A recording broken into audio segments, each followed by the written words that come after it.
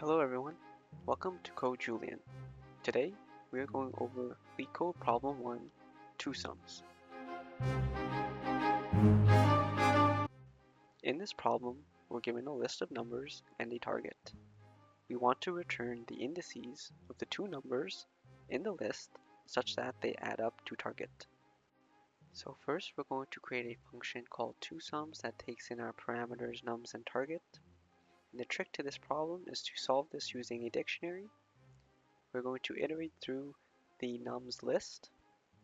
We're going to calculate the difference between our target and the current iteration we're on. We're going to check if that difference happens to be in our dictionary. If it is, then we're going to return the index of that difference as well as the current index we're on.